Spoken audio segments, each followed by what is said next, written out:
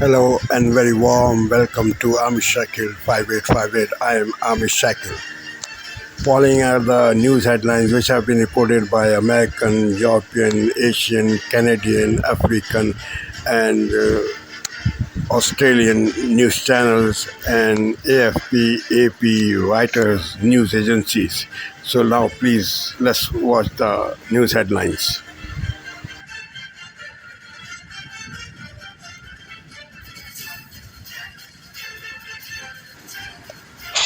Tonight, there is breaking news in the hunt for the suspect in the killing of conservative activist Charlie Kirk. New reporting right here tonight. Of course, Charlie Kirk shot and killed with thousands gathered. Tonight, the FBI releasing photos now of a person of interest, describing him as college-age, dressed in black, a dark baseball cap, sunglasses, and a shirt with an American flag on the front.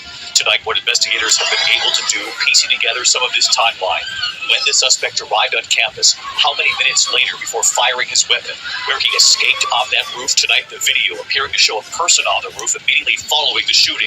And tonight, police have found a high-powered rifle in the woods. And what they found on the roof of that campus building. President Trump speaking just moments ago, our team standing by tonight with what they just learned. Also tonight, the chilling new details of the deadly school shooting, students in critical condition, and what we've now learned about the gunman. Tonight, the dramatic testimony here in the trial of the man accused of trying to assassinate President Trump. The Secret Service agent who says the suspect was just 5 feet away, and what that agent told the jury. Tonight, the American economy, the new numbers just in, grocery store prices up. From ground beef and steak to fruits and vegetables, coffee is now up more than 20% from this time last year. Economists on what's driving this. Also just in tonight, there's been a deadly helicopter crash in the Northeast near utility lines. The deadly gas tanker explosion, surveillance capturing the blast. At least 8 people dead, more than 80 people injured. Across the country tonight, it is hard to believe it's now been 24 years since 9/11. Tonight, you will hear from the families who have not forgotten their loved ones, and we pay tribute right here tonight. Also this evening, a famous former NBA player being treated for a brain tumor, and a major recall this evening involving hand soap, the concern that it could cause sepsis. From ABC News World Headquarters.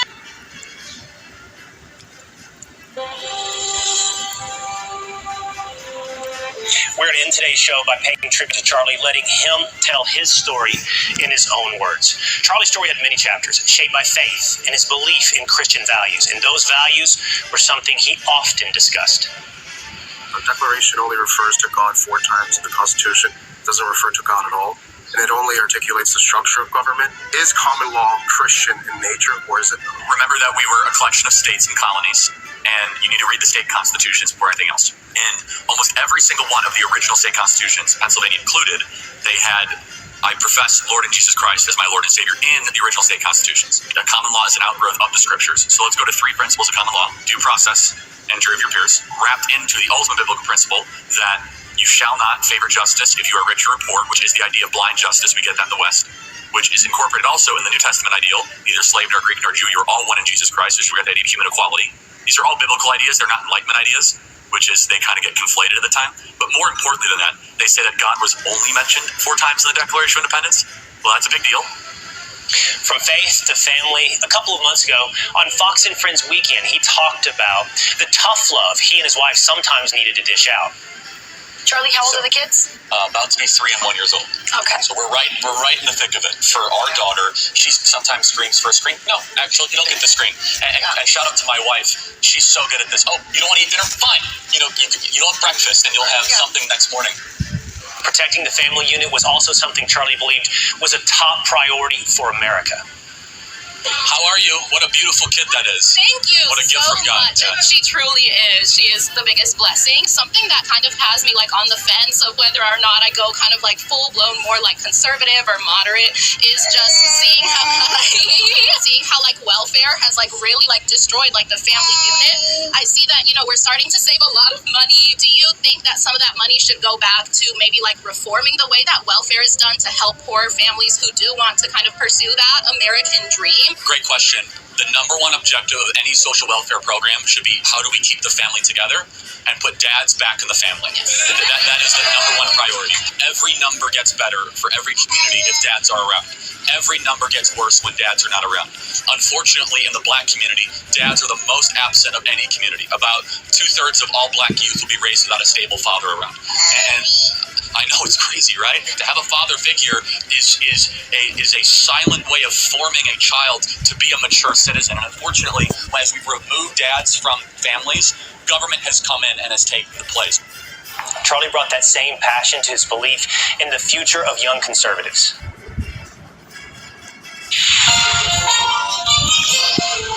On this Thursday night, assassination aftermath.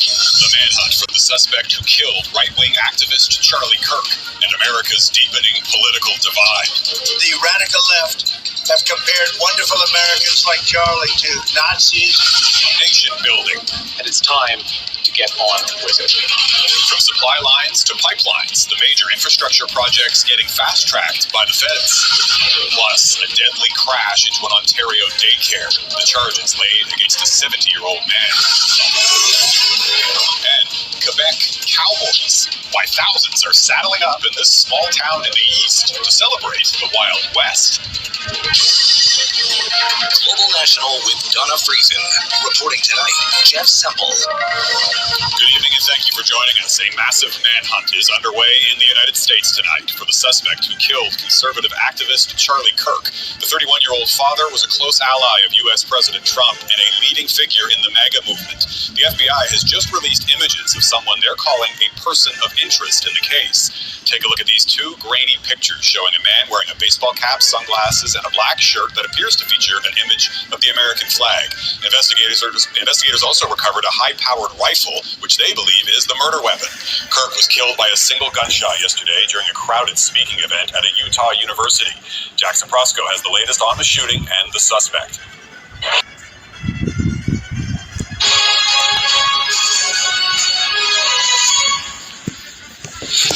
Hello, very good morning to you. This is Sky News at 5 a.m. These are your latest headlines. Authorities released new footage of Charlie Kirk's suspected killer fleeing the scene of the shooting at a university in Utah. As Charlie Kirk's coffin lands in Arizona aboard Air Force Two, with Vice President J.D. Vance also on board. Also, as Lord Mandelson is sacked as US Ambassador, Sky News reveals the security services had warned Number 10 about giving him the job. Questions now for Sir Keir Starmer as the Tories demand to know what the Prime Minister knew and when. Former Brazilian President Jair Bolsonaro is jailed for more than 27 years for attempting to plot a military coup. 3 members of a family from Essex are jailed for making neo-Nazi music promoting terrorism and racial hatred. And Prince Harry's 4-day trip to the UK comes to a close, but has he done enough to rebuild royal bridges?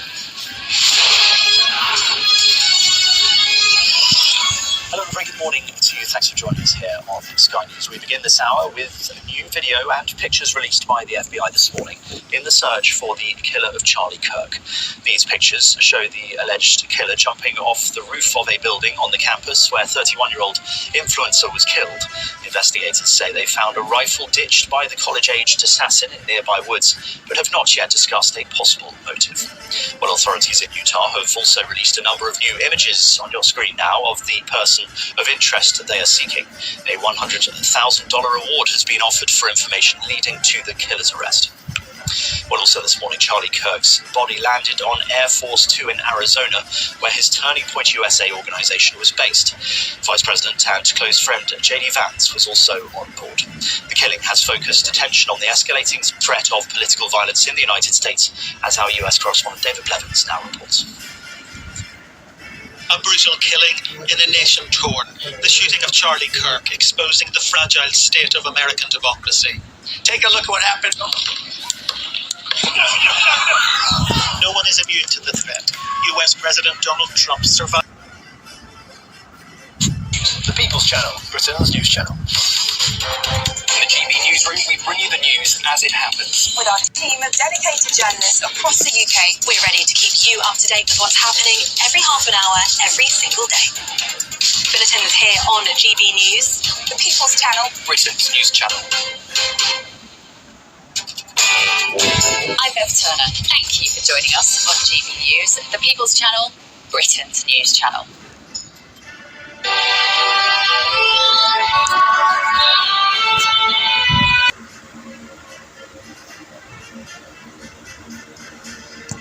Revelations emerge about Lord Mandelson's appointment as US ambassador. As it's claimed, he admitted during the vetting process previously continuing his relationship with Jeffrey Epstein. Leaving many asking why the Prime Minister ever thought he was an appropriate fit. The suspect in Charlie Kirk's killer flees the scene in shocking new footage as Vice President J.D. Vance escorts Kirk's coffin on Air Force 2. Then there were two. Education Secretary Bridget Phillipson and the former Commons leader Lucy Powell prepared to go head-to-head in a battle to be Labour's next deputy leader. Who's the front-runner? We'll be finding out. Could making childcare free for everyone jolt the economy back to life? Well, that's what a Scottish campaign group argues. We'll be debating if more help for working parents is indeed the answer to our problems. The school term is back in full swing, but that also means back to school bugs. Never fear, we'll be getting tips on how you can keep your little ones fit and healthy. And in sport this morning, Chelsea hit with 74 FA charges over illegal payments under Roman Abramovich. And Postecoglou says he's at Nottingham Forest to win trophies because that's what he's done his whole career, mate. And the World Athletics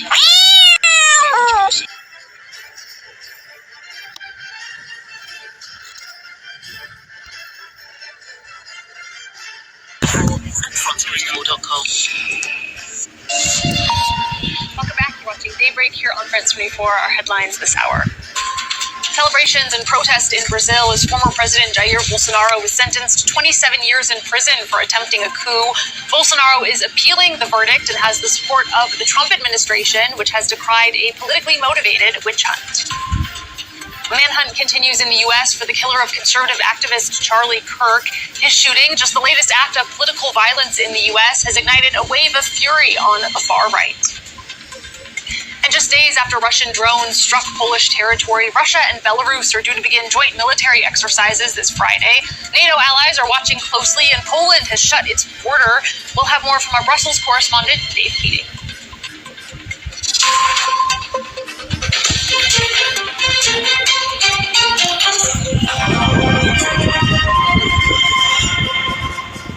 It's good to have you with us. I grew up in It Is a Cold, Four Corners, Monday, ABC and ABC iView. Today, a highly anticipated report on combating Islamophobia is released, detailing 54 key recommendations. This report demonstrates that Islamophobia remains a deeply ingrained societal challenge.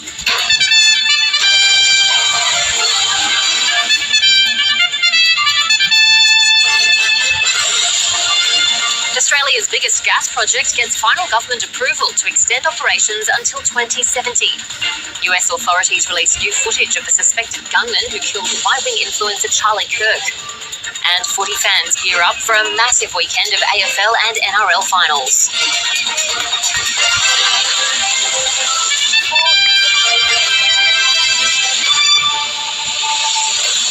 Hello and welcome to ABC News. I'm Ruby Cornish. A highly anticipated report into Islamophobia in Australia has been handed down, detailing 54 key recommendations. The government says it will consider all of the recommendations.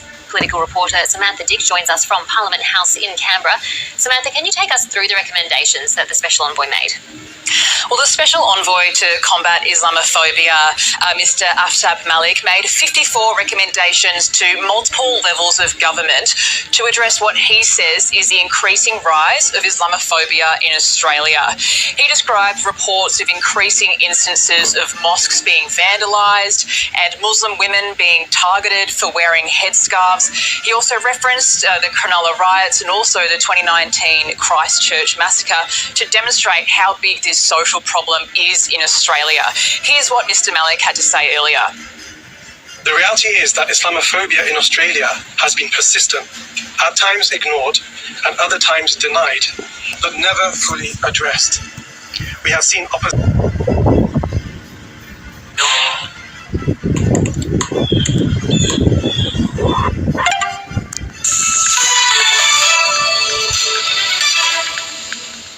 This is DW News, and these are our top stories. The FBI has released video of what investigators say is the suspected shooter in the killing of conservative activist Charlie Kirk. The suspect is seen jumping off the roof of a building from which the FBI believes Kirk was shot. The FBI says the suspect then fled into a wooded area where a high-powered hunting rifle was found. Brazil's former president Jair Bolsonaro has been sentenced to 27 years in prison for plotting a coup to overturn the results of the 2022 election, which he lost. Bolsonaro denies the allegations and says the trial was politically motivated. His lawyers say they will appeal the verdict. The US has marked the 24th anniversary of the 9/11 terror attacks that killed nearly 3,000 people. At the Pentagon, Donald Trump paid tribute to the victims.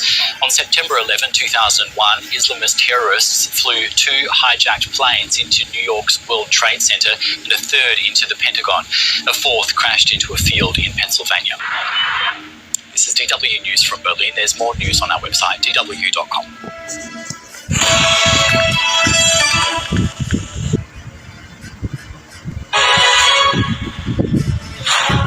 Hello and good morning. It is 6 a.m. and on today's show, dramatic new footage of the suspect in Charlie Kirk shooting.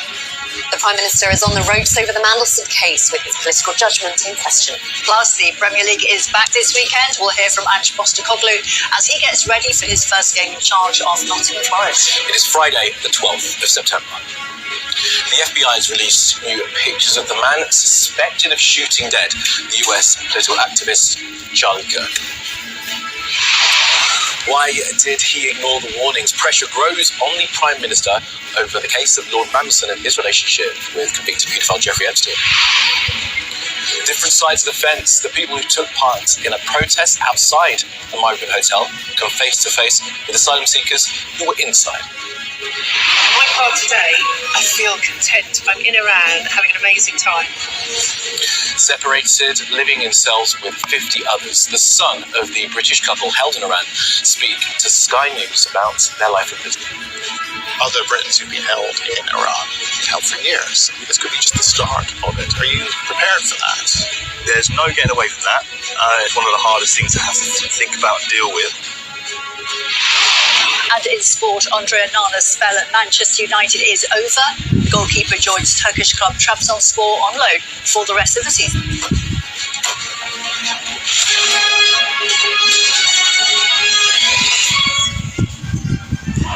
Hello, good morning, and thank you for joining us.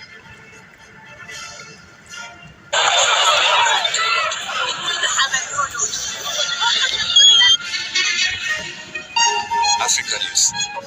The news. A new and worrying trend in South Sudan, the kidnapping of aid workers for ransom. Since the start of the year, more than 30 South Sudanese aid workers have been abducted, humanitarian officials say. That's more than double the number kidnapped in all of 2024. Several of those abducted have been released after ransom payments, but one person died in captivity earlier this month.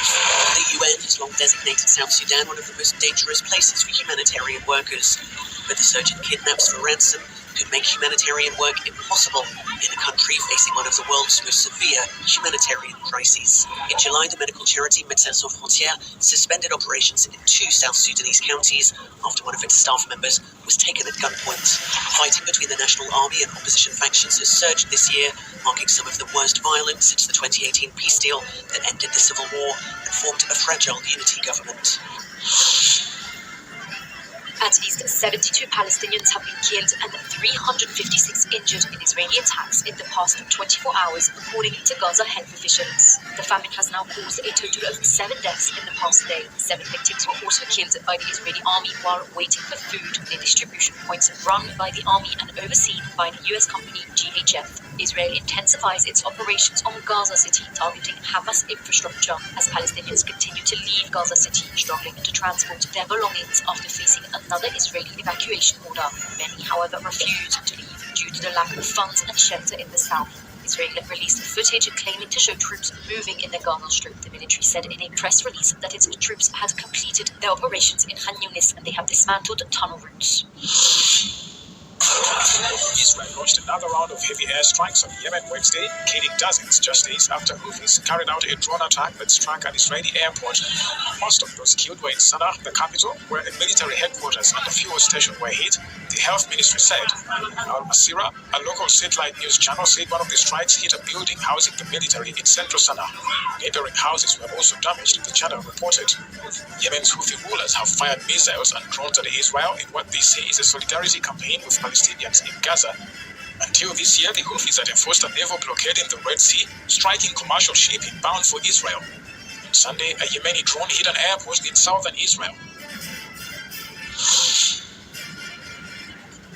African leaders wrapped up the three-day climate summit 2 in Ethiopia's capital Wednesday with a pledge to accelerate investment in renewable energy. The summit's declaration also called for establishing a coalition of African critical mineral producers. It also urged more climate financing from the international community. The African Union, on its part, called for a global climate finance architecture that eases the debt burden on developing countries. The summit brought together African heads of state, civil society, researchers, and international partners under the theme of financing Africa's resilient and green development. The declaration will serve as Africa's position as it prepares to present a united front at November's COP30 climate talks.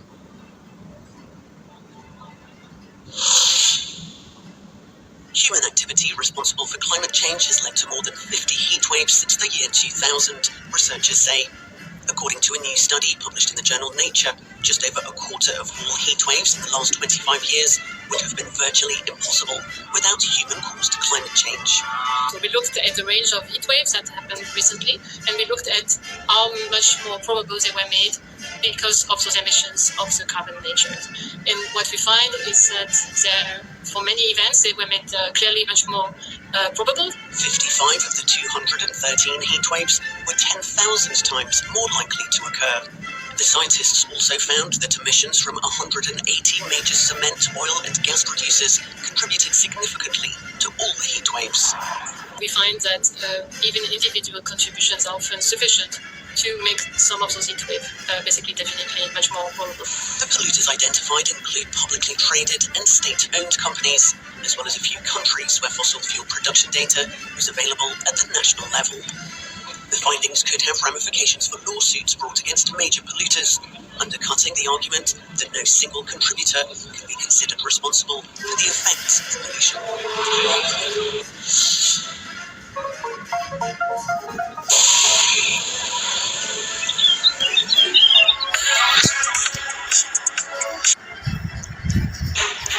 Tonight, the urgent manhunt for Charlie Kirk's killer. The new surveillance image the FBI wants you to see.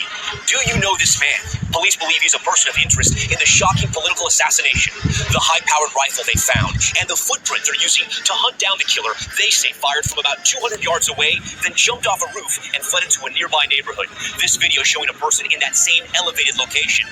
The manhunt, as President Trump says, he plans to honor Kirk with the Presidential Medal of Freedom. This as the trial for the man who police say tried killing President Trump begins. Ryan Ruth representing himself in court, coming face to face with the agent who first spotted him near the president. Inside Epstein's inbox, the massive trove of emails obtained by Bloomberg News shedding new light on his relationship with Ghislaine Maxwell, including their plans to undergo fertility treatments. The massive gas truck explosion in Mexico City, killing at least 8 people. The breakthrough in our series, The Cost of Denial. 2 brothers battling the same genetic disorder. One approved for treatment by their insurance, the other denied. The classmates inspired by our report, what they did, and the emotional announcement you're about to hear. And on this September 11th, we meet a new generation of heroes, following in the footsteps of their fathers who gave it all 24 years ago. What they hope the nation remembers. Nightly News starts right now. This is NBC Nightly News. Manhunt. The FBI posts a $100,000 reward for the assassin of Charlie Kirk. We're exhausting every resource to find him, and we will do so. The Bureau releases photos of a person of interest as the police recover the shooter's rifle. The president says he will award Charlie Kirk the Medal of Freedom. Charlie was a giant of his generation. Also tonight, Eye on America, a program aimed at improving communication skills at work. If we don't talk together, we can't work together. And nearly a quarter century later, the story's written in 9/11 dust. This is real. Yeah. This is so striking. From CBS News headquarters in New York, this is the CBS Evening News. Good evening, I'm John Dickerson. I'm Maurice Dubois. The FBI is asking for your help finding this man, described as a person of interest in the assassination of conservative activist Charlie Kirk. CBS News has learned law enforcement believes it has the man's name. It has not been released. Meanwhile, the Bureau is offering a reward of up to $100,000 for information leading to the identification and arrest of the killer. And while the assassin remains on the run, the authorities have what they believe is his rifle. It was found in the woods near Utah Valley University, where Kirk was gunned down yesterday as he was beginning his Prove Me Wrong debate with college students. We begin our coverage with Carter Evans in Orem, Utah. Carter? Behind me is the stage where Charlie Kirk was speaking when he was shot, and it is now a crime scene. Investigators are also ratcheting up the manhunt for his killer. CBS News has learned from law enforcement sources that FBI Director Kash Patel is now headed here to Utah.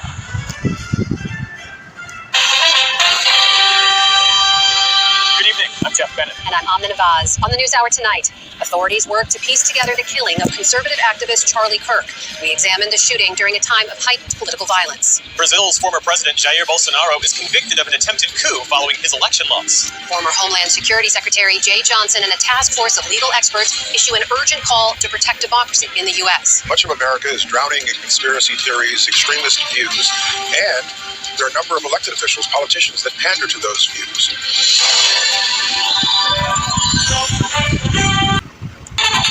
Welcome to Democracy Now!, democracynow.org, The War and Peace Report. I'm Amy Goodman.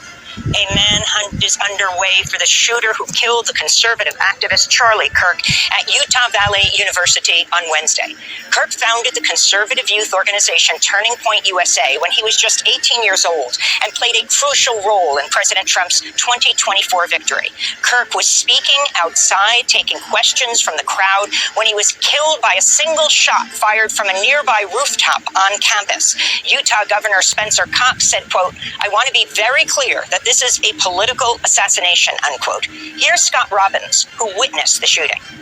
Absolutely horrible event. You know, Charlie Kirk, he goes up there, he even has security to protect him from other extremists that have attacked him before, from just debating him civilly. And so people didn't expect that kind of thing to happen. President Trump blamed the, quote, radical left for Kirk's death before a suspect has been identified, and even tied the shooting to his own assassination attempt. Back on my life in Butler, Pennsylvania last year, which killed a husband and father, to the attacks on ICE agents, to the vicious murder of a healthcare executive in the streets of New York, to the shooting of House Majority Leader Steve Scalise and 3 others. Radical left political violence has hurt too many innocent people and taken too many lives. Thank you for watching Amish Shakil 5858. I am Amish Shakil. I hope you will visit again. Have a good life. Bye-bye.